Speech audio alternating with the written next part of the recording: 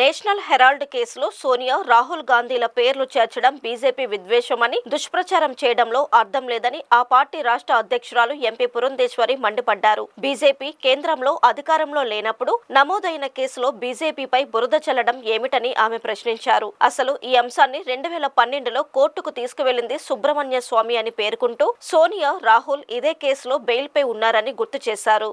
వక్ఫ్ సంస్కరణల ప్రజా అవగాహన అభియాన్ను ఈ రోజు ఆమె ప్రారంభించారు. ఈ సందర్భంగా ఆమె మీడియాతో మాట్లాడారు. వక్ఫ్ విషయంలో సుప్రీంకోర్టు ఇచ్చిన తీర్పుపై వస్తున్న వాదనలపై పురంధేశ్వరి క్లారిటీ ఇచ్చారు. ఈ చట్టంలో ధర్మాసనం జోక్యం చేసుకోవడం లేదని ఒక పక్క అంటూనే గుర్తించబడిన వక్ఫ్ ఆస్తులలో మార్పులు చేయవద్దని సుప్రీంకోర్టు పేర్కొందని అన్నారు. కొత్త బోర్డు ఏర్పాటు చేసేటప్పుడు కొత్త చట్టం ప్రకారం జరగాలని, ఇప్పుడున్న వక్ఫ్ బోర్డు విషయంలో తలదోచడం లేదని న్యాయస్థానం పేర్కొందని వివరణ ఇచ్చారు. వక్ఫ్ ఒక ధార్మిక వ్యవస్థ అని, వక్ఫ్ విషయంలో కేంద్ర ప్రభుత్వానికి సంబంధం లేదని పురంధేశ్వరి స్పష్టం చేశారు. 2012వ సంవత్సరంలో, నిన్న మొన్న కాదండి, 2012వ సంవత్సరంలో సుబ్రహ్మణ్య స్వామి గారు కోర్టుకు వెళ్ళారు. భారతీయ జనతా పార్టీ కాదు, ఎన్డీఏ కూటమి కాదు. సుబ్రహ్మణ్య స్వామి గారు కోర్టుకు వెళ్ళి ఇక్కడ అన్యాయం జరిగింది, కాంగ్రెస్ పార్టీ ఒక రాజకీయ పార్టీగా ఉండి వాళ్ళు ఎట్లా అసోసియేటెడ్ జర్నల్స్ లిమిటెడ్ కి వారు ఎట్లా 90 కోట్లు అప్పిస్తారు అనేటువంటి అంశం మీద వారు కోర్టుకు వెళ్ళడం మాత్రమే కాకుండా, ఈ అసోసియేటెడ్ జర్నల్స్ లిమిటెడ్ అనేటువంటి వారు వారి వాటాన్ని యంగ్ ఇండియాకి ఇస్తున్నటువంటి సందర్భంలో, ఇందాక చెప్పాను కదండి 9 కోట్ల రూపాయలకి తీసుకున్నారని. అది మాత్రమే కాదండి, 6,000 కోట్ల రూపాయల ఆస్తిని రాహుల్ గాంధీ గారి యంగ్ ఇండియా కేవలం 50 లక్షలకే తీసుకుంది.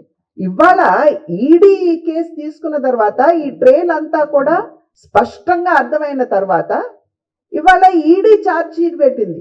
ఈడీ ఛార్జ్ షీట్ లో వీరిరువురు పేర్లు ఉన్నాయి, సోనియా గాంధీ గారు కావచ్చు, రాహుల్ గాంధీ గారు కావచ్చు. కనుక భారతీయ జనతా పార్టీ మీద ఇవాళ బురద జల్లడం అనేది ఇది కరెక్ట్ అయినటువంటి విషయం కాదు.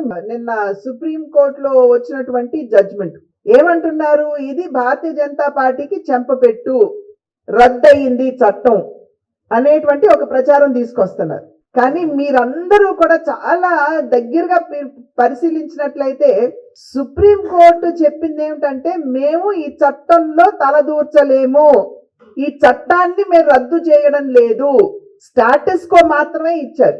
స్టాటస్ కో ఇస్తూ ఏమని చెప్పారు, ఏదైతే వక్ఫ్ భూములు, వక్ఫ్ ఆస్తులు ఇప్పటి వరకు కూడా గుర్తించబడ్డాయో లేకపోతే నోటిఫై చేయబడ్డాయో, ఇవి వక్ఫ్ ఆస్తులు అని ఏవైతే నోటిఫై చేయబడ్డాయో దానిలో మార్పులు చేర్పులు చేయొద్దన్నారు. అసలు చట్టం చేయక ముందే కేంద్ర ప్రభుత్వం, ఎన్డీఏ కూటమి అదే కదా అంది. కనుక ఎక్కడా కూడా ఇప్పుడున్నటువంటి కాల పరిమితి ఇంకా ఉన్నటువంటి కౌన్సిల్ కావచ్చు, బోర్డుల్లో కావచ్చు, మేము తలదూర్చే ప్రసక్తి లేదు అని చాలా ఖచ్చితంగా కోర్టులో కేంద్ర ప్రభుత్వం ఇచ్చినటువంటి సమాధానం కూడా.